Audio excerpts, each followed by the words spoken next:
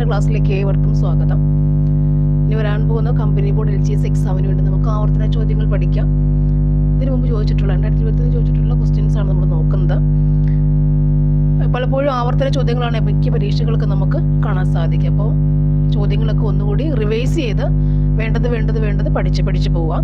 നോക്കാം നമുക്ക്. First one, 44ാം വയലാർ അവാർഡ് നേടിയത് ആരാണ്? 44ാമത് വയലാർ അവാർഡ് നേടിയത് ആരാണ്? VJ James, UK Kumaran, Ezhacheri Ramachandran, KR Meera.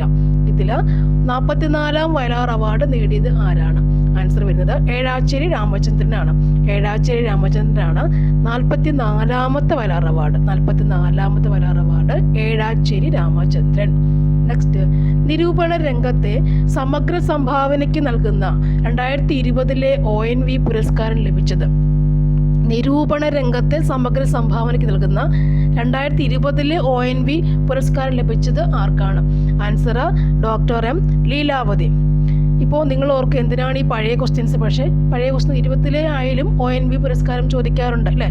തൊട്ട് നമ്മൾ പഠിച്ച കറണ്ട്ലി ഉള്ള ഇയറിലെ സാഹിത്യം അങ്ങനെയെല്ലാം ചോദിക്കെങ്കിലും തൊട്ട് മുൻപത്തെ വർഷങ്ങളിലെയും പഴയതും ഒരു ചോദിക്കാറുണ്ട്, നമ്മൾ കണ്ടുവരുന്നുണ്ട്. അതുകൊണ്ടാണ് ഈ ക്വസ്റ്റ്യൻസ് കൂടി പഠിച്ചു വെച്ചേക്കുക എന്ന രീതിയിൽ പറയുന്നത്. അപ്പോൾ 2020 ONV പുരസ്കാരം ലഭിച്ചത് ആർക്കായിരുന്നു? Doctor M Leelavathi. നിരൂപണ രംഗത്തെ സമഗ്ര സംഭാവനയ്ക്കാണ് എന്ന് ഓർത്തിരിക്കുക. ഡോക്ടർ M ലീലാവതി നിരൂപണ രംഗത്താണെന്ന് കൂടി ഓർത്തിരിക്കുക. ഇനി, തിളച്ച മണ്ണിൽ കാൽനടയായി അടുത്തിടെ അന്തരിച്ച ഏത് എഴുത്തുകാരൻ്റെ ആത്മകഥയാണ്? തിളച്ച മണ്ണിൽ കാൽനടയായി എന്നത് അടുത്തിടെ അന്തരിച്ച ഏത് എഴുത്തുകാരൻ്റെ ആത്മകഥയാണ്?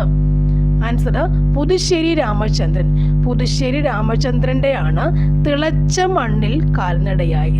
തിളച്ച മണ്ണിൽ കാൽനടയായി പുതുശ്ശേരി രാമചന്ദ്രൻ്റെയാണ്.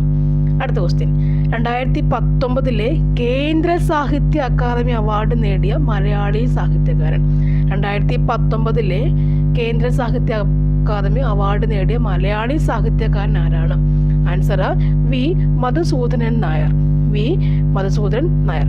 ഇപ്പോൾ കറണ്ട് അഫയേഴ്സ് നിങ്ങൾക്ക് മാത്രമേ പല എടുത്ത് നമുക്ക് കിട്ടാറുണ്ട്. അപ്പോൾ കറണ്ട് അഫയേഴ്സ് അങ്ങനെ പഠിക്കാം. 19 കേന്ദ്ര സാഹിത്യം ചോദിച്ചാൽ നമുക്ക് എന്ത് എഴുതാൻ പറ്റണം? V മധുസൂദനൻ നായർ എന്ന് എഴുതാൻ പറ്റണം.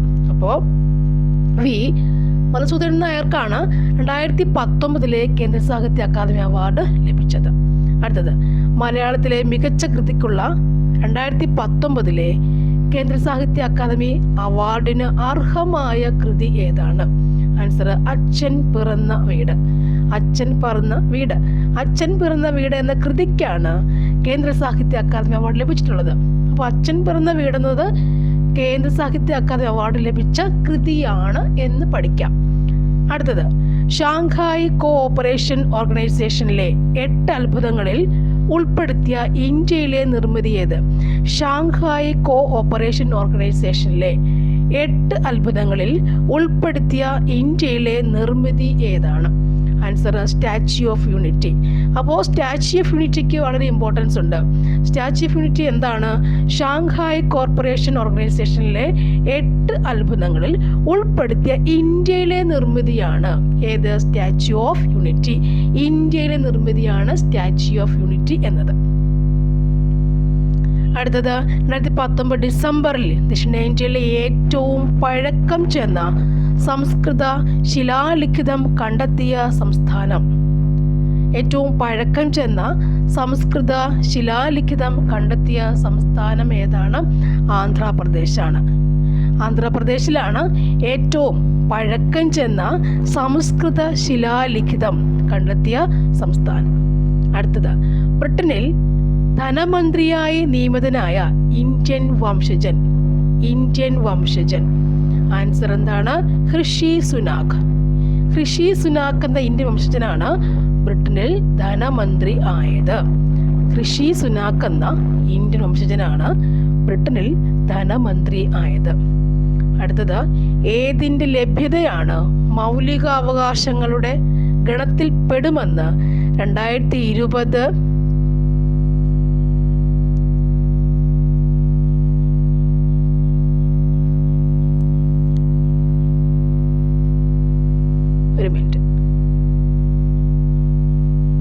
ഇതിൻ്റെ ലഭ്യതയാണ് മൗലികാവകാശങ്ങളുടെ ഗണത്തിൽപ്പെടുമെന്ന് 2020 ജനുവരിയിൽ സുപ്രീം കോടതി നിരീക്ഷിച്ചത്.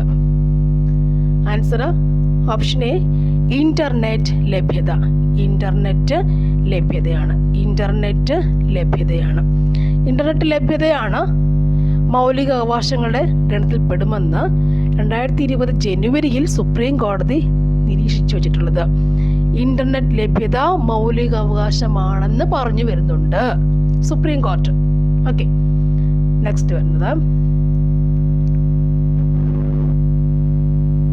ഇന്ത്യയിൽ ആദ്യമായി കോവിഡ് ബാധിച്ച് മരണപ്പെട്ട മന്ത്രിയായ കമൽ റാണി വരുൺ ഏത് സംസ്ഥാനത്തെ മന്ത്രിയാണ്? ആൻസർ ഉത്തർപ്രദേശ്. അടുത്തത് നോക്കാം. ഇന്ത്യയുടെ ഏകദേശം മധ്യഭാഗത്തുകൂടി കടന്നു പോകുന്ന രേഖാംശ രേഖ ഏതാണ്? ആൻസർ 82 ഡിഗ്രി 30 മിനിറ്റ് പൂർവ്വ രേഖാംശം. 82 ഡിഗ്രി 30 മിനിറ്റ് പൂർവ്വ രേഖാംശമാണ് ഇന്ത്യയുടെ ഏകദേശം മധ്യഭാഗത്തുകൂടി കടന്നു പോകുന്ന രേഖാംശ രേഖ. 82 ഡിഗ്രി 30 മിനിറ്റ് പൂർവ്വ രേഖാംശമാണ് ഇന്ത്യയുടെ ഏകദേശം മധ്യഭാഗത്തുകൂടി കടന്നു പോകുന്ന രേഖാംശ രേഖ. അടുത്തത്, ഇന്ത്യൻ മാനക സമയം ഗ്രീൻവിച്ച് സമയത്തേക്കാൾ എത്ര മണിക്കൂർ മുന്നിലാണ്? ഇന്ത്യൻ മാനക സമയം ഗ്രീൻവിച്ച് സമയത്തേക്കാൾ എത്ര മണിക്കൂർ മുന്നിൽ ആണ്? ആൻസർ 5 മണിക്കൂർ 30 മിനിറ്റ്. 5 മണിക്കൂർ 30 മിനിറ്റ് ആണ് ഇന്ത്യൻ മാനക സമയം ഗ്രീൻവിച്ച് സമയത്തേക്കാൾ 5 മണിക്കൂർ 30 മിനിറ്റ് മുന്നിലാണ്. എപ്പോഴും ചോദിക്കുന്ന ഒരു ചോദ്യം തന്നെയാണത്. അടുത്തത്, ഇന്ത്യയിലെ ഏറ്റവും പ്രായം കൂടിയ മടക്ക് പർവ്വതം. ഇന്ത്യയിലെ ഏറ്റവും പ്രായം കൂടിയ മടക്ക് പർവ്വതം ഏതാണ്? ആരവല്ലിയാണ്. ഇന്ത്യയിലെ ഏറ്റവും പ്രായം കൂടിയ മടക്ക് പർവ്വതം. ആരവല്ലിയാണ് ഇന്ത്യയിലെ ഏറ്റവും പ്രായം കൂടിയ മടക്ക് പർവ്വതം. നെക്സ്റ്റ്, ഡെക്കാൻ പീഠഭൂമിയിലെ ഏറ്റവും ഉയരം കൂടിയ ഭാഗം ഏതാണ്? ഡെക്കാൻ പീഠഭൂമിയിലെ ഏറ്റവും ഉയരം കൂടിയ ഭാഗം ഏതാണ്? ആൻസർ ആനമുടിയാണ്. ഡെക്കാൻ പീഠഭൂമിയിലെ ആനമുടിയാണ്. ഡെക്കാൻ പീഠഭൂമിയിലെ ഏറ്റവും ഉയരം കൂടിയ ഭാഗം ആനമുടിയാണ്. ഡെക്കാൻ പീഠഭൂമിയിലെ ഏറ്റവും ഉയരം കൂടിയ ഭാഗം ഏതാണ്? ആനമുടിയാണ്. ഒരു നദിയിലേക്ക് വെള്ളമെത്തുന്ന നിശ്ചിത പ്രദേശത്തിനെ അറിയപ്പെടുന്ന പേരെന്താണ്? ഒരു നദിയിലേക്ക് വെള്ളമെത്തുന്ന നിശ്ചിത പ്രദേശത്തെ അറിയപ്പെടുന്ന പേര് എന്താണ്? ആൻസർ വൃഷ്ടിപ്രദേശം. അല്ലേ? ഈ മഴയുള്ള സമയങ്ങളിൽ എപ്പോഴും വരുന്ന ന്യൂസുകളിലൊക്കെ പറയുന്ന വൃഷ്ടിപ്രദേശം പറയാറില്ലേ? അപ്പോൾ ഒരു നദിയിലേക്ക് മഴക്കാലത്താട്ടോ പറയുന്നത്. ഒരു നദിയിലേക്ക് വെള്ളമെത്തുന്ന നിശ്ചിത പ്രദേശത്തിന് പറയുന്ന പേരെന്താണ്? വൃഷ്ടിപ്രദേശം. അടുത്തത്, ജഹാംഗീറിന്റെയും നൂർജഹാന്റെയും ശവകുടീരങ്ങൾ സ്ഥിതി ചെയ്യുന്ന നദീതീരം ഏതാണ്? ജഹാംഗീറിന്റെയും നൂർജഹാന്റെയും ശവകുടീരങ്ങൾ സ്ഥിതി ചെയ്യുന്ന നദീതീരം ഏതാണത്? രവി ആണ്. രവിയിലാണ് അല്ലേ? അപ്പോൾ രണ്ടുപേരുടെയും ശവകുടീരങ്ങൾ എവിടെയുണ്ട്? രവിയിലാണ് ഉള്ളത് അല്ലേ? രവി നമുക്കറിയാമല്ലോ, സിന്ധുവിന്റെ പോഷകം രവി. നെക്സ്റ്റ്, ഇന്ത്യയിലെ ഉഷ്ണകാലം ഏതാണ്? ഇന്ത്യയിലെ ഉഷ്ണകാലം ഏതാണ്? മാർച്ച് മെയ് മാസങ്ങളാണ് ഇന്ത്യയിലെ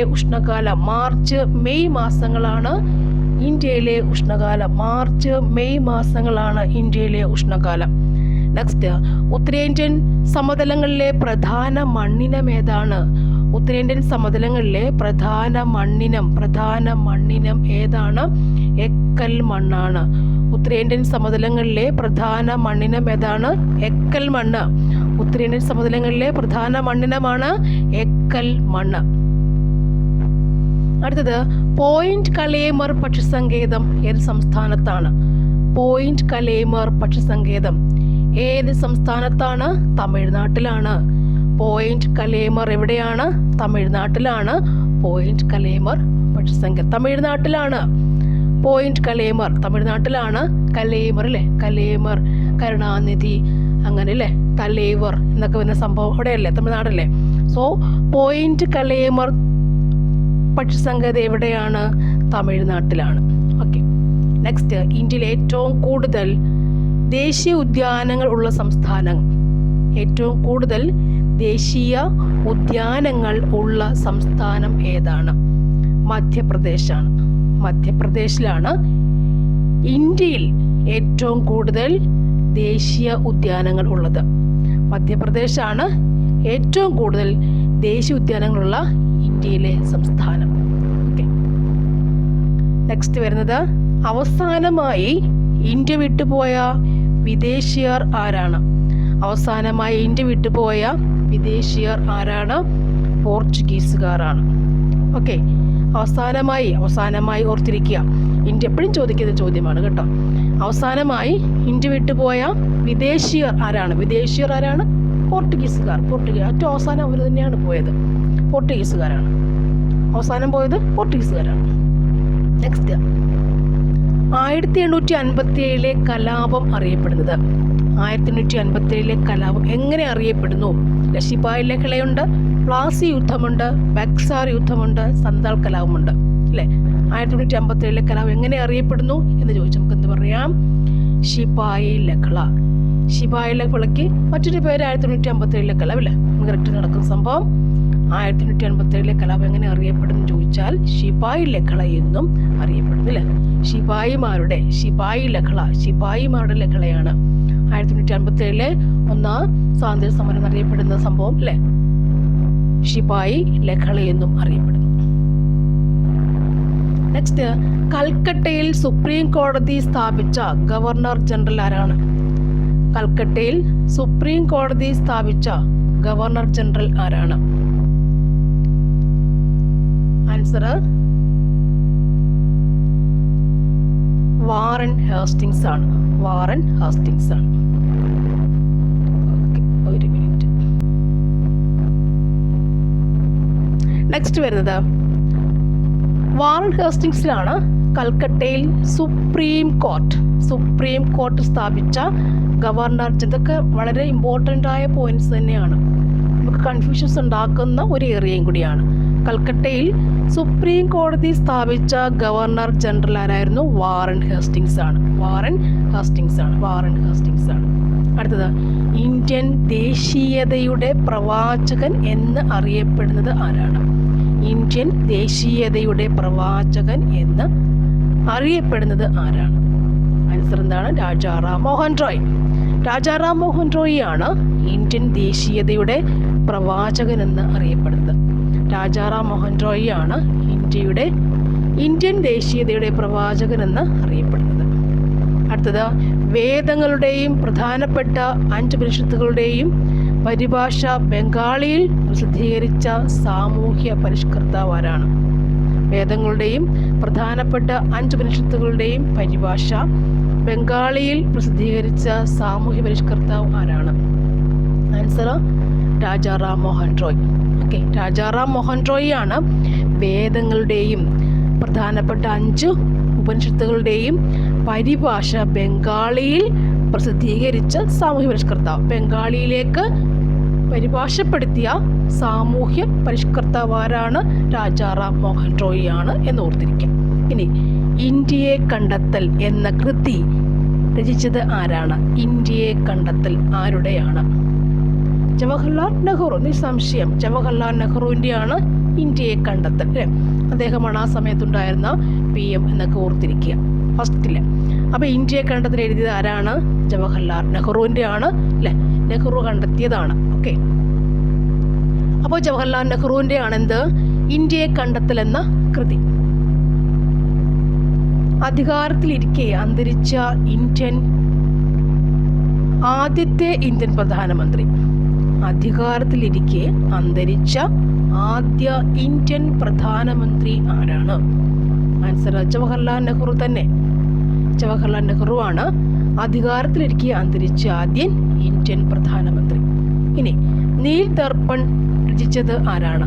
നീൽ ദർപ്പൺ ദീനബന്ധു മിത്ര അല്ലെ? ദീനബന്ധു മിത്ര, നീൽ ദർപ്പൺ കണക്ട് ചെയ്യാൻ പറ്റും. നെക്സ്റ്റ്, ഇന്ത്യയുടെ പ്രഥമ പൗരനായ ആദ്യ മലയാളി. ഇന്ത്യയുടെ പ്രഥമ പൗരൻ അല്ലേ? ആദ്യ മലയാളി ആരാണ്? KR നാരായണൻ. ഓക്കെ, ഇന്ത്യയുടെ രാഷ്ട്രപതി അല്ലേ? ഇന്ത്യയുടെ പ്രഥമ പൗരനായ ആദ്യ മലയാളി KR നാരായണൻ. ഉപരാഷ്ട്രപതിയായതിനു ശേഷം രാഷ്ട്രപതിയായ ആദ്യ വ്യക്തി, ആദ്യ ഉപരാഷ്ട്രപതിയായിരുന്നു, പിന്നീട് രാഷ്ട്രപതിയായിട്ട് മാറി അല്ലേ? അദ്ദേഹം രാഷ്ട്രപതിയായി പിന്നെ വന്നു. അപ്പം ഫസ്റ്റ് ഉപരാഷ്ട്രപതിയായിരുന്നു, പിന്നെ അദ്ദേഹം രാഷ്ട്രപതിയായിട്ട് മാറി. അങ്ങനെ വന്ന ആദ്യ വ്യക്തി ആരാണ്? ആൻസർ ഡോക്ടർ എസ് രാധാകൃഷ്ണനാണ് ഉപരാഷ്ട്രപതിയായതിനു ശേഷം രാഷ്ട്രപതിയായ ആദ്യത്തെ വ്യക്തി. അടുത്തത്, മൗലികാവകാശങ്ങൾ ഭരണഘടനയുടെ ഏത് ഭാഗത്താണ്? മൗലികാവകാശങ്ങൾ ഭരണഘടനയുടെ ഏത് ഭാഗത്താണ്? Answer part 3. ഓക്കെ, മൗലിക അവകാശങ്ങൾ പാർട്ട് 3 അല്ലേ? പാർട്ട് 1 ആമുഖം, പാർട്ട് അല്ല പൗരത്വം വരുന്നുണ്ട്, ദെൻ മൗലിക അവകാശങ്ങൾ പാർട്ട് 2, പാർട്ട് 3 മൗലിക അവകാശങ്ങൾ പാർട്ട് 3. ഓക്കെ, ഓർത്തിരിക്കുക. ഇനി അടിയന്തരാവസ്ഥ സമയങ്ങളിൽ മൗലികാവകാശങ്ങൾ റദ്ദ് ചെയ്യുന്നതിനുള്ള അധികാരമുള്ളത്. അടിയന്തരാവസ്ഥ സമയങ്ങളിൽ മൗലിക അവകാശങ്ങൾ റദ്ദ് ചെയ്യുന്നതിനുള്ള അധികാരം ഉള്ളത് ആർക്കാണ്?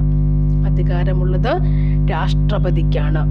അടിയന്തരാവസ്ഥ സമയങ്ങളിൽ അല്ലേ, പുറത്തിറങ്ങാൻ വയ്യാത്ത, ഒന്നും ചെയ്യാൻ പറ്റാത്തൊരു സമയങ്ങളിൽ മൗലിക അവകാശങ്ങൾക്ക് റദ്ദ് ചെയ്യാനുള്ള അധികാരം ആർക്കാണുള്ളത്? രാഷ്ട്രപതിക്കാണുള്ളത്. രാഷ്ട്രപതിക്കാണ് മൗലിക അവകാശങ്ങൾ റദ്ദ് ചെയ്യാനുള്ള അധികാരമുള്ളത്. അടുത്തത്, സ്വത്തവകാശം ഇപ്പോൾ എന്തവകാശമാണ്? സ്വത്തവകാശം ഇപ്പോൾ എന്ത് അവകാശമാണ്? നിയമ അവകാശമാണ്. സ്വത്തവകാശം ഇപ്പോൾ നിയമ അവകാശമാണ്. അസ്പൃശ്യത, അൺടച്ചബിലിറ്റി, തൊട്ടുകൂടായ്മ നിരോധനം വ്യവസ്ഥ ചെയ്യുന്ന ആർട്ടിക്കിൾ. അൺടച്ചബിലിറ്റി നിരോധനം, തൊട്ടുകൂടായ്മ എന്ന സംഭവം, അത് നിരോധനം, ആ വ്യവസ്ഥ ചെയ്യുന്ന ആർട്ടിക്കിൾ ഏതാണ്? അല്ലേ, അൺടച്ചബിലിറ്റി എന്ന സംഭവം അത് നിരോധിച്ചുകൊണ്ടുള്ള, അത് വ്യവസ്ഥ ചെയ്യുന്ന ആർട്ടിക്കിൾ ഏതാണ്? അൺടച്ചബിലിറ്റി ഇതുപോലെ സംഭവത്തിന്റെ ഏത് ആർട്ടിക്കിളിലാണ് അതിനെക്കുറിച്ച് പ്രതിപാദിക്കുന്നത്? ആർട്ടിക്കിൾ 17. അൺടച്ചബിലിറ്റി 17 ആണ്. ഓക്കെ, അസ്പൃശ്യത എന്നുള്ള വാക്കൊക്കെ ഓർത്തിരിക്കുക. ഏത് അനുച്ഛേദ പ്രകാരം ഏർപ്പെടുത്തുന്ന അടിയന്തരാവസ്ഥയിലാണ് രാഷ്ട്രപതിക്ക് മൗലിക അവകാശങ്ങൾ റദ്ദ് ചെയ്യുന്നതിനുള്ള അധികാരമുള്ളത്? ഏത് അനുച്ഛേദ പ്രകാരം ഏർപ്പെടുത്തുന്ന അടിയന്തരാവസ്ഥയിലാണ്? ഓക്കെ, അപ്പോൾ അടിയന്തരാവസ്ഥ റദ്ദ് ചെയ്യാൻ ആർക്ക് അധികാരമുണ്ടെന്ന് നേരത്തെ പഠിച്ചു? രാഷ്ട്രപതിക്ക് അധികാരമുണ്ടെന്ന് പഠിച്ചല്ലോ.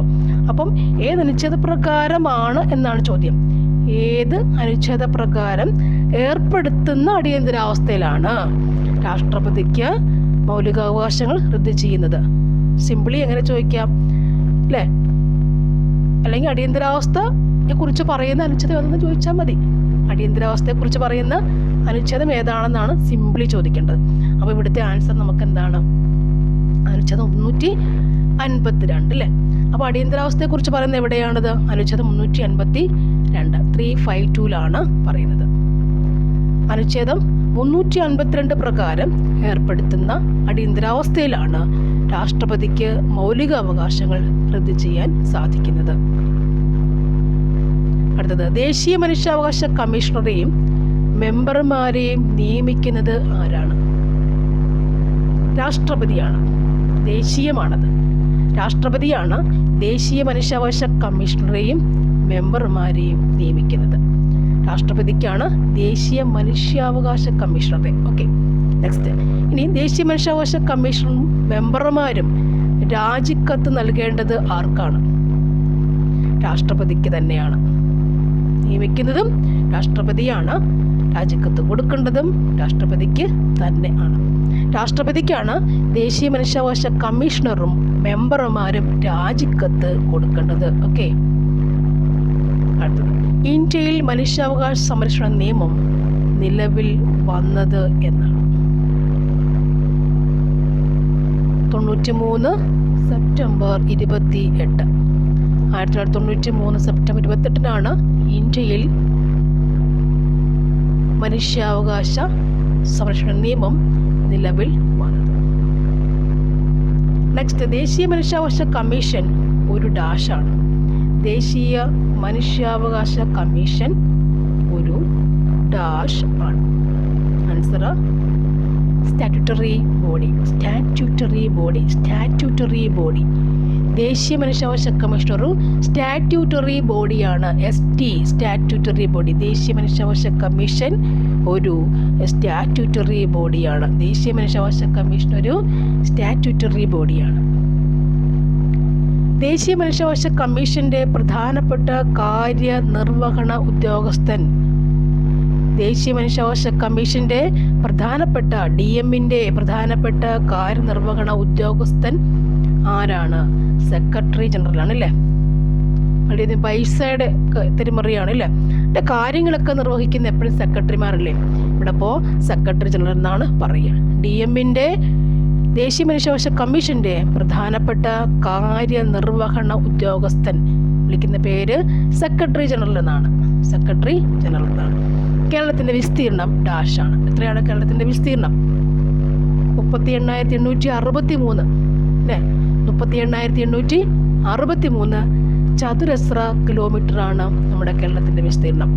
38,863 കേരളത്തിലെ ഏറ്റവും വടക്കേ അറ്റത്തുള്ള കോർപ്പറേഷൻ കണ്ണൂരാകുന്നു. ഏറ്റവും വടക്കേ അടുത്തുള്ള കോർപ്പറേഷൻ നമുക്ക് എവിടെയാണ്? കണ്ണൂരാണ്. കേരളത്തിന്റെ ഏറ്റവും വടക്കേ അറ്റത്തുള്ള കോർപ്പറേഷൻ. കേരളത്തിലെ ഏറ്റവും കുറവ് മഴ ലഭിക്കുന്ന പ്രദേശം ഏതാണ്? ചിന്നാർ, ഇടുക്കിയാണ്. ഏറ്റവും കുറവ് മഴ ലഭിക്കുന്നത് ഇടുക്കി ജില്ലയിലെ ചിന്നാറിലാണ്. കേരളത്തിൽ ശൈത്യകാലം അനുഭവപ്പെടുന്ന എപ്പോഴാണ്? ശൈത്യകാലം ഡിസംബർ ഫെബ്രുവരിയിലാണ് കേരളത്തിലെ ശൈത്യകാലം. കേരളത്തിലെ ശൈത്യകാലം. അടുത്ത് നോക്കാം. പക്ഷിപാതാളം ബേഡ് പാതാളം ഏത് ജില്ലയിലാണ് സ്ഥിതി ചെയ്യുന്നത്? പക്ഷിപാതാളം ഇവിടെയാണ്, വയനാടാണ് അല്ലേ. വയനാട് പക്ഷിപാതാളം. കേരളത്തിലെ ആദ്യത്തെ കയർ ഫാക്ടറി ഡാറാസ് മെയിൽ ആലപ്പുഴയിൽ സ്ഥാപിതമായത് ഏത് വർഷമാണ്? ഡാറാസ് മെയിൽ സ്ഥാപിതമായ വർഷം ഏതാണത്? AD 1559 അല്ലേ. AD 1559. 1557 നമുക്കറിയില്ല അല്ലേ. ശിപായി ലഹള എന്ന സ്വാതന്ത്ര്യ സമരമൊക്കെ അറിയാം. ഇവിടെ അത് കഴിഞ്ഞ് ഇങ്ങോട്ട് വരുമ്പോൾ അല്ലേ 2 years കഴിയുമ്പോൾ 1559 കേരളത്തിലെ ആദ്യത്തെ ഫാക്ടറി കയർ ഫാക്ടറി എന്ന് പറയുന്ന ഡാറാസ് മെയിൽ ആലപ്പുഴയിൽ സ്ഥാപിതമായത് 1859. ടൂറിസത്തെ വ്യവസായമായി അംഗീകരിച്ച ആദ്യ സംസ്ഥാനം? ആൻസർ ആര് തന്നെയാണ്? കേരളം അല്ലേ. കേരളം ടൂറിസത്തെ വ്യവസായമായി അംഗീകരിച്ച ആദ്യ സംസ്ഥാനം കേരളമാണ്. ഇടുക്കി പദ്ധതിയുടെ സ്ഥാപിത ശേഷി എത്രയാണ്? Answer 780 megawatt. 780 മെഗാവാട്ടാണ് ഇടുക്കിയുടെ സ്ഥാപിത ശേഷി. സ്വകാര്യ മേഖലയിൽ പ്രവർത്തിക്കുന്ന കേരളത്തിലെ ആദ്യ ജലവൈദ്യുത പദ്ധതി ഏതാണ്? ആൻസർ മണിയാറാണ്. സ്വകാര്യ മേഖലയിൽ പ്രവർത്തിക്കുന്ന കേരളത്തിലെ ആദ്യ ജലവൈദ്യുത പദ്ധതി ഏതാണ്? മണിയാറാണ്. കേരളത്തിലൂടെ കടന്നു പോകുന്ന ദേശീയപാത 85 ബന്ധിപ്പിക്കുന്ന സ്ഥലങ്ങൾ. കേരളത്തിലൂടെ കടന്നു പോകുന്ന ദേശീയപാത 85 ബന്ധിപ്പിക്കുന്ന സ്ഥലങ്ങൾ. Answer Kochi 20 point. Kochi 20 point ആണ് കേരളത്തിലൂടെ കടന്നു പോകുന്ന ദേശീയപാത 85. കൊച്ചി 20 പോയിന്റ്. 85 കൊച്ചി 20 പോയിന്റ്. അയ്യങ്കാളി ജനിച്ച ദിവസം ഏതാണ്? 1863 ഓഗസ്റ്റ് 28. 1863 ഓഗസ്റ്റ് 28 അയ്യങ്കാളി ജനിക്കുക. 863. ഓക്കെ. സമപന്തി ഭോജനം സംഘടിപ്പിച്ചത് ആരാണ്? സമപന്തി ഭോജനം വൈകുണ്ഠസ്വാമികളുടെയാണ്, വൈകുണ്ഠത്തിൻ്റെയാണ് സമപന്തി ഭോജനം, വൈകുണ്ഠം. അക്കമ്മ ചെറിയാൻ എഴുതിയ പുസ്തകം ഏതാണ്? അക്കമ്മ ചെറിയാൻ എഴുതിയ അങ്ങനെയല്ലേ, അക്കമ്മ ചെറിയാൻ എന്ന പുസ്തകം. ഓക്കെ അക്കമ്മ ചെറിയാൻ എന്ന പുസ്തകം എഴുതിയത് ആരാണ്? ഓക്കെ, ആൻസർ ആർ പാർവതി ദേവി. ആർ പാർവതി ദേവി എഴുതിയ പുസ്തകത്തിന്റെ പേരെന്താണ്? അക്കമ്മ ചെറിയാൻ. ഓക്കെ, അക്കമ്മ ചെറിയാൻ എന്നൊരു വ്യക്തി നമുക്കുണ്ട് ഇവിടെ അല്ലേ, സ്വാതന്ത്ര്യത്തിലൊക്കെ പങ്കെടുത്തൊരു വ്യക്തിയൊക്കെ ഉണ്ട് അക്കമ്മ ചെറിയാൻ. ആ പേരിൽ എന്ന പുസ്തകം അല്ലേ, എന്ന പുസ്തകം എഴുതിയത് ആർ പാർവതി ദേവിയാണ്. ഇനി ആഗമാനന്ദ അന്തരിച്ച വർഷം, ആഗമാനന്ദ അന്തരിച്ച വർഷം ഏതാണ്? 1961 കേട്ടോ. ആഗമാനന്ദ 61. 1980 അയ്യങ്കാളി പ്രതിമ വെള്ളയമ്പലത്ത് അനാച്ഛാദനം ചെയ്ത ഇന്ത്യൻ പ്രധാനമന്ത്രി ആരാണ്? Answer option B Indira Gandhi. ദക്ഷിണേന്ത്യയിൽ ആദ്യമായി കണ്ണാടി പ്രതിഷ്ഠ നടത്തിയ നവോത്ഥാന നായകൻ, കണ്ണാടി പ്രതിഷ്ഠ നടത്തിയ നവോത്ഥാന നായകൻ ആരാണ്? ആൻസർ വൈകുണ്ഠസ്വാമികൾ. ബ്രിട്ടീഷ് ആധിപത്യത്തിനെതിരായിട്ട് കേരളത്തിൽ നടന്ന ആദ്യത്തെ സംഘടിത കലാപം അല്ലേ? ഈ ക്വസ്റ്റ്യൻ കഴിഞ്ഞ പ്രിലിംസിനും ചോദിച്ചു അല്ലേ? അപ്പോൾ ആവർത്തന ചോദ്യങ്ങൾ കണ്ടില്ലേ, വരുന്ന വരവ് കണ്ടില്ലേ? ഈ ചോദ്യം കഴിഞ്ഞ പ്രിലിംസ് സ്റ്റോർ കീപ്പർ, സെയിൽസ്മാൻ എന്നുള്ള പ്രിലിംസ് നടന്നപ്പോൾ അതിനും ചോദിച്ചിട്ടുണ്ടായിരുന്നു കഴിഞ്ഞ മാസം. അപ്പോൾ ബ്രിട്ടീഷ് ആധിപത്യത്തിനെതിരായിട്ട് കേരളത്തിൽ നടന്ന ആദ്യത്തെ സംഘടിത കലാപം, സംഘടിത കേൾക്കുമ്പോൾ നമുക്ക് എന്ത് എഴുതണം? സംഘടിത. ആറ്റിങ്ങൽ കലാപമാണ്, ആറ്റിങ്ങൽ കലാപം, സംഘടിത കലാപം ആറ്റിങ്ങൽ. ഒന്നാം പഴശ്ശി വിപ്ലവത്തിനുള്ള പ്രധാന കാരണം എന്താണ്? ഒന്നാം പഴശ്ശി വിപ്ലവത്തിനുള്ള പ്രധാന കാരണം എന്താണ്? ബ്രിട്ടീഷുകാരുടെ തെറ്റായ നികുതി നയം. ബ്രിട്ടീഷുകാരുടെ തെറ്റായ നികുതി നയമാണ് ഒന്നാം പഴശ്ശി വിപ്ലവത്തിന്റെ പ്രധാന കാരണം. കുണ്ടറ വിളംബരം നടന്നത് എന്നാണ്? കുണ്ടറ വിളംബരം നടന്നത് എന്നാണ്? 1809 ഡിസംബർ 11 അല്ലേ, ജനുവരി 11. 809 നോക്കിയതാണ്. കുണ്ടറ വിളംബരം 809 അല്ലേ, വിളംബരം 809. 1809 ജനുവരി 11 കുണ്ടറ വിളംബരം. ചനാർ സ്ത്രീകൾക്ക് മാറുമറയ്ക്കാനുള്ള അവകാശം നൽകിയത് എന്നാണ്? എന്ന് പറഞ്ഞാൽ ചനാർ കലാപത്തിന്റെ ദിവസം എന്നാണ് അല്ലേ? ചനാർ സ്ത്രീകൾക്ക് മാറുമറയ്ക്കാനുള്ള അവകാശം നൽകിയത് എന്നാണ്? Answer 1859 July 26. ചനാർ കലാപത്തിന്റെ വർഷം ഇത് തന്നെയാണ്, 1859 അല്ലേ? അപ്പോൾ ചനാർ സ്ത്രീകൾക്ക് മാറുമറയ്ക്കാനുള്ള അവകാശം നൽകിയത് എന്നാണ്? 1859 ജൂലൈ 26. ഇനി മനുഷ്യരിൽ ദന്തം, മനുഷ്യരിൽ രൂപം കൊള്ളുന്ന സ്ഥിരദന്തങ്ങളുടെ എണ്ണം, പെർമനന്റ് ടീത്ത് എത്ര എണ്ണം ഉണ്ടെന്ന് അല്ലേ? എത്ര എണ്ണം ഉണ്ട്? 32 അല്ലേ? 32. പലയിടത്ത അറിയത്തില്ല കേട്ടോ, എണ്ണ നോക്കാൻ പാടില്ല ഇരുന്നുണ്ട്. നെക്സ്റ്റ്, മനുഷ്യരീരത്തിലെ ഏറ്റവും ഭാരം കുറഞ്ഞ അവയവം, മനുഷ്യരീരത്തിലെ ഏറ്റവും ഭാരം കുറഞ്ഞ അവയവം ഏതാണ്? ആൻസർ ശ്വാസകോശമാണ്. ശ്വാസകോശം, ഭാരം കുറഞ്ഞ അവയവം ശ്വാസകോശം. രക്തപരിണ വ്യവസ്ഥ കണ്ടെത്തിയതാണ്. രക്തപരിണ വ്യവസ്ഥ എന്താണ്? ശരീരത്തിൽ കൂടെ രക്തം ഒഴുകുന്നില്ലേ, അത് ഒഴുകുന്നത് തല മുതലങ്ങ് കാലിൻ്റെ അറ്റം വരെ ഉണ്ടല്ലേ. അത് വരുമ്പോൾ ഇങ്ങനെ തലയാണെങ്കിൽ ഇവിടുന്ന് ബ്ലഡ് വെസൽസ്, രക്തം കുഴലുകൾ വഴി എന്ന് പറയുമ്പോൾ അവിടെ ശുദ്ധരക്തം വഹിക്കുന്നവയുണ്ട്, ശുദ്ധരക്തം പോകുന്നവയുണ്ടല്ലോ. വലിയ കുഴലും ചെറിയ കുഴലും ഒക്കെ ഉണ്ട്. അപ്പോൾ ധമനി, ധമനി, സിരകൾ, അതിൻ്റെ കുഞ്ഞു ഭാഗങ്ങൾ, ലോമികകൾ, ഇവയെല്ലാം പൾമണറി ആർട്ടറി, അങ്ങനെ കുറേ ഉണ്ട്. ഇതെല്ലാം കൂടെ ചേർന്നാണ് എന്ത്? രക്തപരിണ വ്യവസ്ഥ അല്ലേ? ശുദ്ധീകരിച്ച് രക്തം പോകുന്നവയുണ്ട്, അശുദ്ധമായതും പോകണം, ഹാർട്ടിലേക്ക് പോകണം, എല്ലാം കൂടി ചേർന്നാണ് എന്ത്? രക്തപരിണ വ്യവസ്ഥ. അത് കണ്ടെത്തിയത് ആരാണ് അല്ലേ? അത് കണ്ടെത്തിയാലാണ് വില്യം ഹാർവിയാണ് അല്ലേ? അപ്പോൾ അത് കൂടിയാണ് നമ്മൾ കഴിക്കുന്ന ആഹാരത്തിൻ്റെ സ്വാംശീകരിക്കുന്ന സാധനങ്ങളൊക്കെ നമുക്ക് വേണ്ട പോഷകങ്ങളൊക്കെ കൊണ്ടുപോകുന്ന എല്ലായിടത്തും, എല്ലാ കോശങ്ങളിലേക്കും അല്ലേ? എല്ലാ കുഞ്ഞു കോശങ്ങളിലേക്കും പോകുന്ന രക്തപരിണ വ്യവസ്ഥയിൽ കൂടി. അപ്പോൾ എല്ലായിടത്തും എന്തുണ്ട്? രക്തപരിണ വ്യവസ്ഥയുടെ ഭാഗങ്ങൾ ഉണ്ടല്ലേ. അപ്പോൾ അങ്ങനെ രക്തപരിണ വ്യവസ്ഥ കണ്ടെത്തിയാലാണ് വില്യം ഹാർവിയാണ്. എല്ലായിടത്തും ഉണ്ട്, വില്യം ഹാർവിയാണ്. ശരീരത്തിലെ അനൈച്ഛിക പ്രവർത്തനങ്ങളെ നിയന്ത്രിക്കുന്ന മസ്തിഷ്ക ഭാഗം ഏതാണ്? Medulla oblongata. അനൈച്ഛ എന്ന് പറഞ്ഞാൽ നമ്മുടെ ഇച്ഛയ്ക്കനുസരിച്ചല്ല, നമ്മുടെ ആഗ്രഹത്തിനനുസരിച്ചല്ല പ്രവർത്തിക്കുക അത്. അപ്പോൾ ആ ഭാഗങ്ങൾ നിയന്ത്രിക്കുന്ന മെഡുല്ല ഒബ്ലോങ്കേറ്റ അല്ലേ, നമ്മുടെ ഈ കഴുത്തിൻ്റെ പുറയിലേക്ക് കാണുന്ന മെഡുല്ല ഒബ്ലോങ്കേറ്റയാണ് നമ്മുടെ ശ്വാസമൊക്കെ നിയന്ത്രിക്കുന്നത് ആ ഭാഗത്തു നിന്നാണ്. അവിടെ ഒരു തട്ട് കൊടുത്താൽ ചത്തുപോകത്തില്ല, കാരണം എന്താ, ശ്വാസം നിലച്ച് പോകുമ്പോൾ. അപ്പോൾ അതിനെ നിയന്ത്രിക്കുന്ന ആരാണ്? മെഡുല്ല ഒബ്ലോങ്കേറ്റയാണ്. ഓക്കെ. മദ്യം ബാധിക്കും തലച്ചോറിൻ്റെ ഭാഗം, ബാലൻസ് പോകും ആ സമയത്തല്ലേ, അത് ഓർക്കാം നമുക്ക്. അന്നേരം എന്താണ്? സെറിബെല്ലമാണ്. ബെല്ലം. ഓക്കെ, സെറിബെല്ലമാണ്. നമ്മുടെ ബെല്ല് പോവും, ബാലൻസ് പോവും. ഓക്കെ, ബാലൻസ് കളയുന്നത് ബെല്ലമാണ്, സെറിബെല്ലം. സെറിബ്രം ഉണ്ട് അല്ലേ, നമ്മുടെ തലച്ചോറിൻ്റെ ഭൂരിഭാഗം, ഈ മൊട്ട ഭാഗം വരുന്നതെല്ലാം എന്താണ്? സെറിബെല്ലം ഇത്രയും ഒരു സാധനമേ ഉള്ളൂ. ഈ മൊട്ട ഭാഗം വരുന്നത് എന്താണ്? സെറിബ്രമാണ്. നമ്മുടെ ബുദ്ധി, ശക്തി, ചിന്ത ഒക്കെ ഇരിക്കുന്നത് സെറിബ്രത്തിലാണ്. ഓക്കെ, സെറിബെല്ലം അതല്ല. മദ്യം ബാധിക്കുന്ന ഭാഗം നമ്മുടെ ബാലൻസ്, തുള്ളുന്നില്ല, ബാലൻസിനെ കൺട്രോൾ ചെയ്യുന്നത് അല്ലേ, നേരെ നിൽക്കാൻ, സ്ട്രേറ്റ് നിൽക്കാൻ ബാലൻസിനെ കൺട്രോൾ ചെയ്യുന്നത് സെറിബെല്ലം.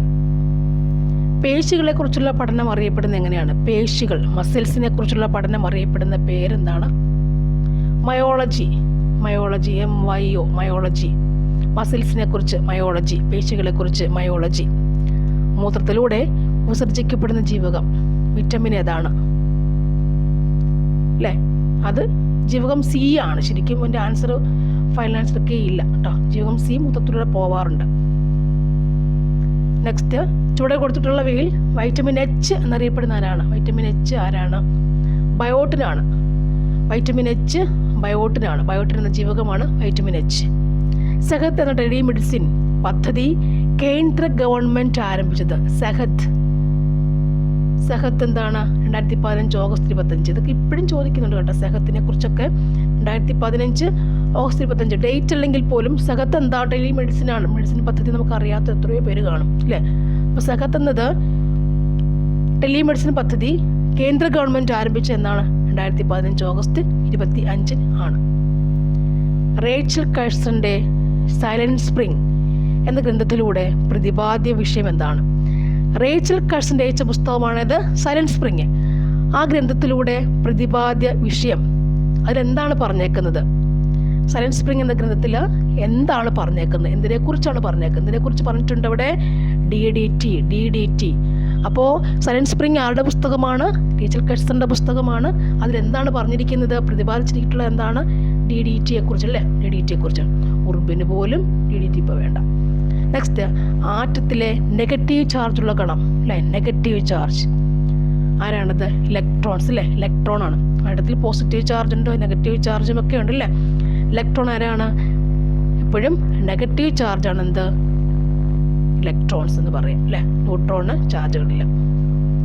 ഇനിയും തോറിയത്തിൻ്റെ അയിര് ഏതാണ്? തോറിയം എന്ന് പറയുമ്പോൾ മൊണോസൈറ്റ് അല്ലേ, തോറിയം മോണോസൈറ്റിൻ്റെ അയിര് തോറിയം. മാസ് നമ്പർ 2 ഉള്ള ഹൈഡ്രജൻ ഐസോട്ടോപ്പ്, ഏതാണ്? ഡ്യൂട്ടീരിയം. 2 മാസ് നമ്പർ 2 ഉള്ള ഹൈഡ്രജൻ്റെ ഐസോട്ടോപ്പ് അല്ലേ. പ്രോട്ടിയം, ഡ്യൂട്ടീരിയം, ട്രിഷ്യം, അങ്ങനെ 3 പേരുണ്ട് അല്ലേ, ഐസോട്ടോപ്പ് ഉണ്ട്. ഇതിനകത്ത് മാസ് നമ്പർ 2 ഉള്ള ഹൈഡ്രജൻ്റെ ഐസോട്ടോപ്പ് ഏതാണ്? ഡ്യൂട്ടീരിയമാണ്. അന്തരീക്ഷ വായുവിൽ ഏറ്റവും കൂടുതൽ കാണപ്പെടുന്ന രണ്ടാമത്തെ മൂലകം ആരാണ്? രണ്ടാമത്തെ മൂലകം ഓക്സിജൻ. അന്തരീക്ഷ വായുവിൽ ഏറ്റവും കൂടുതൽ കാണപ്പെടുന്ന രണ്ടാമത്തെ മൂലകം ഓക്സിജൻ. എണ്ണയോ കൊഴുപ്പോ ഒരു ആൽക്കലിയുമായി പ്രവർത്തിച്ചുണ്ടാകുന്ന ലവണം. എണ്ണയോ കൊഴുപ്പോ ഒരു ആൽക്കലിയുമായി പ്രവർത്തിച്ചുണ്ടാകുന്ന ഒരു ലവണം ഏതാണ്? ലവണം സോപ്പാണ്. പ്രപഞ്ചത്തിൽ ദ്രവ്യം ഏറ്റവും കൂടുതൽ കാണപ്പെടുന്ന അവസ്ഥ പ്ലാസ്മ അവസ്ഥയിലാണ് ഇല്ലേ. കുറേ അവസ്ഥകൾ ഇപ്പോൾ വന്ന്, ബെൻസോയിക് കണ്ടൻസേറ്റും അങ്ങനെ കുറേ അല്ലേ, കുറേ അവസ്ഥകളുണ്ട്. പക്ഷേ ഏറ്റവും കൂടുതൽ കാണപ്പെടുന്ന അവസ്ഥ ആര് തന്നെയാണ്? പ്ലാസ്മ അവസ്ഥ അല്ലേ. ബിഗ് ബോസിൻ്റെ പ്ലാസ്മ TV, പ്ലാസ്മ അവസ്ഥ. ഓക്കെ, അതൊക്കെയാണ് നമ്പർ ഇട്ട് വെച്ചേക്കുന്നവർ കേട്ടോ. ഏറ്റവും കൂടുതൽ കാണുന്ന, അതാണ് എൻ്റെ തീം. പ്രപഞ്ചത്തിൽ ഏറ്റവും കൂടുതൽ കാണപ്പെടുന്ന അവസ്ഥ എന്താണ്? പ്ലാസ്മയാണ്.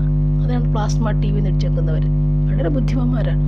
നെക്സ്റ്റ്, ഊർജ്ജം അളക്കുന്നതിനുള്ള യൂണിറ്റ് ഏതാണ്? ആൻസർ ജൂളാണ്. തുല്യ സമയത്തിൽ തുല്യ ദൂരം സഞ്ചരിക്കുന്ന ചലനം ഏതാണ്? ഇതൊന്നുമല്ല, തുല്യ സമയത്തിൽ അല്ലേ, സമചലനമല്ല. ഓക്കെ, ഓപ്ഷൻ ഡി ആണ് ആൻസർ. നെക്സ്റ്റ്, ഒരു വസ്തുവിൻ്റെ മുൻപോട്ടോ പിൻപോട്ടോ ചലിപ്പിക്കാൻ പ്രയോഗിക്കുന്ന ശക്തി. ഒരു വസ്തുവിനെ മുൻപോട്ടോ പിൻപോട്ടോ ചലിപ്പിക്കാൻ പ്രയോഗിക്കുന്ന ശക്തി. ഒരു വസ്തു ഇരിക്കുന്നു, പുറകോട്ടായാലും മുമ്പോട്ട് ചലിപ്പിക്കണമല്ലോ. ആ ശക്തിക്ക് പറയുന്ന പേരെന്താണ്? ബലമാണ്. ബലം കൊടുക്കാതെ ചലിക്കുമോ? ഇല്ല. പക്ഷെ ഒരു വസ്തു ഇരിക്കുന്നു, ഇവിടെ നിങ്ങൾ ഒരു മാറ്റിനുള്ളിൽ വേണം, ബലം വേണം, അത്രേ ഉള്ളൂ അല്ലേ. നമ്മൾ സിമ്പിളായി ചിന്തിച്ചാലേ കിട്ടുള്ളൂ, വേറെ നമ്മൾ അതൊന്നും ഓർക്കരുത് അല്ലേ. അപ്പോൾ ഒരു വസ്തുവിനെ മുൻപോട്ടോ പിൻപോട്ടോ ചലിപ്പിക്കാൻ പ്രയോഗിക്കുന്ന ശക്തിയാണെന്ത്? ബലം. സൗരയൂഥം പിന്നിട്ട ആദ്യ മനുഷ്യനിർമ്മിത പേടകം. ആൻസർ എന്താണ്? Voyager 1. സൗരയൂഥം പിന്നിട്ട ആദ്യ മനുഷ്യനിർമ്മിത പേടകം. മാത്സും കൂടി നോക്കാം അല്ലേ. താഴെ കൊടുത്തിരിക്കുന്ന സംഖ്യകളിൽ 12ന്റെ ഗുണിതം ഏതാണ്? ആൻസർ 39, 24. നെക്സ്റ്റ്, 7.52 + 4.05 എന്ന് പറഞ്ഞാൽ എത്രയാണ് ആഡ് ചെയ്യുമ്പോൾ? ആൻസർ 11.57. 0.0657 മൈനസ് 0.00657 എന്ന് പറഞ്ഞാൽ എത്രയാണ് മൈനസ് ചെയ്യുമ്പോൾ കിട്ടുക? ആൻസർ 0.05913. അവിടെ എഴുതുമ്പോൾ 0.06 ഇവിടെ എഴുതാം ഇല്ലേ? 0.0657 മേളിൽ മറ്റത് വരണം അല്ലേ. ഇവിടെ വീണ്ടും പോയിന്റ് കൊടുക്കണം, 0.0657. അങ്ങനെ എഴുതുമ്പോൾ നമുക്കത് കിട്ടും. Next, 0.02 × 0.4 × 0.1. Okay, answer option A ആണ്. ഒരു നിശ്ചിത തുക എക്കും ബിക്കുമായി 4.12 എന്ന അനുപാതത്തിൽ വിഭജിച്ചാൽ ആകെ തുകയുടെ എത്ര ഭാഗമായിരിക്കും ബിക്ക് ലഭിക്കുക? ആൻസർ ഓപ്ഷൻ ബി ആണ്. നെക്സ്റ്റ്, 3 പേരുടെ ശരാശരി വയസ്സ് 13. ഇതിൽ 2 പേരുടെ ശരാശരി വയസ്സ് 14. മൂന്നാമൻ്റെ വയസ്സ് എത്രയാണ്? Answer option B 11. ഒരു വസ്തുവിന് 30%, 35%, 10% എന്നിങ്ങനെ തുടർച്ചയായ ഡിസ്കൗണ്ട് അനുവദിച്ച ശേഷം 1270 രൂപയ്ക്ക് ഒരാൾ ഇത് വാങ്ങിയാൽ അതിൻ്റെ യഥാർത്ഥ വില എത്രയാണ്? ആൻസർ ഓപ്ഷൻ എ 2000 രൂപ.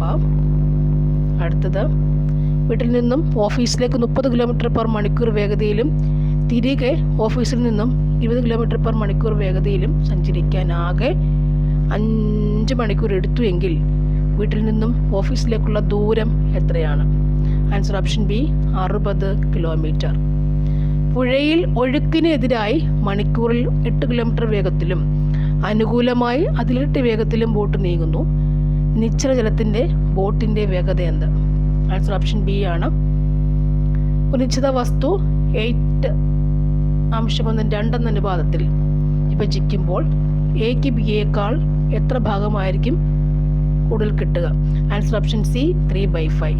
എ എന്നാൽ മൈനസ്, ബി എന്നാൽ പ്ലസ്, സി എന്നാൽ ഡിവിഷൻ, ഡി എന്നാൽ ഇൻറ്റു ആയാൽ 20C 5A 3B 4D 2 എത്രയായിരിക്കും? ഓപ്ഷൻ എ 9 ആണ് ആൻസർ. അടുത്തത്, 360, 120, 36 വിട്ടുപോയ ഭാഗം. Answer option C 0. ഒരു കോഡ് ഭാഷയിൽ കമ്പ്യൂട്ടറിനെ RFUVQNPC എന്ന് എഴുതാമെങ്കിൽ മെഡിസിനെ എങ്ങനെ എഴുതാൻ പറ്റും? അത് കോഡ് നോക്കി പഠിച്ചെഴുതണം. Okay, answer option A. അടുത്തത്, താഴെ കൊടുത്തിട്ടുള്ളവയിൽ വാക്കുകൾ ഡിക്ഷണറിയിൽ എത്തുമ്പോൾ എന്നാ അല്ലേ? ഡിക്ഷണറി പ്രകാരം ഏത് വാക്കാണ് ആദ്യം വരിക അല്ലേ? എസ്സിൽ തുടങ്ങിയിട്ടുണ്ട്. ആൻസർ വരുന്നത് ഓപ്ഷൻ ഡി ആണ്, സുനീതി. ഡിസിമിനേഷൻ എന്ന വാക്കിലെ അക്ഷരങ്ങൾ ഉപയോഗിച്ച് താഴെ കൊടുത്തിട്ടുള്ള ഏത് വാക്കുണ്ടാക്കാൻ കഴിയാത്തതാണ്? ഓപ്ഷൻ ഡി ആണ്. കൂട്ടത്തിൽ നിന്നും ഒറ്റയാനെ കണ്ടെത്തുക. ഒറ്റയാൻ ഇവിടെ ആരാണത്? ഒറ്റയാൻ അർജന്റീന അല്ലേ? ഓക്കെ, ഒറ്റയാനെ വീണ്ടും കണ്ടെത്തുക. 98. ആൻസർ ഓപ്ഷൻ ഡി ആണ്, ബ്രൂക്ക്. ഇന്ന് അച്ഛൻ മകന് 3 ഇരട്ടി വയസ്സാണ്. 5 വർഷം മുൻപ് ഇത് 4 ഇരട്ടി ആയിരുന്നു. എന്നാൽ ഇന്ന് അച്ഛൻ്റെ വയസ്സ് എത്ര? 45. ഈ ചോദ്യമൊക്കെ ഇപ്പോഴും കറണ്ട്ലി ഇതേമാതിരിയുള്ള ചോദ്യങ്ങൾ ചോദിക്കുന്നത്. അപ്പോൾ അത് തന്നെ പഠിക്കണം, ചെയ്ത് അതേപോലുള്ള ക്വസ്റ്റ്യൻസ് ചെയ്ത് പഠിക്കണം. നെക്സ്റ്റ് 25 കുട്ടികളുള്ള ഒരു ക്ലാസ്സിൽ അമൃത മുൻപിൽ നിന്നും 8ാമത്തെ ആളും പിറകിൽ നിന്നും 6ാമത്തെ ആളും ആണെങ്കിൽ അവർക്കിടയിൽ എത്ര കുട്ടികളുണ്ട് അല്ലേ? ആൻസർ ഏതാ വരിക? ഓപ്ഷൻ ബി 11 ആയിരിക്കും. So thank you for watching. വീണ്ടും ഇതുപോലുള്ള ക്വസ്റ്റ്യൻസ് നിങ്ങൾക്ക് ആവശ്യമുണ്ടെങ്കിൽ സബ്സ്ക്രൈബ് ചെയ്യുക ചാനൽ, വ്യൂസ് കാണുക, മുഴുവൻ കാണണം. Thank you for watching. വീണ്ടും നമുക്ക് ക്വസ്റ്റ്യൻസുമായി വീണ്ടും വരാം. Thank you for very much. Thank you.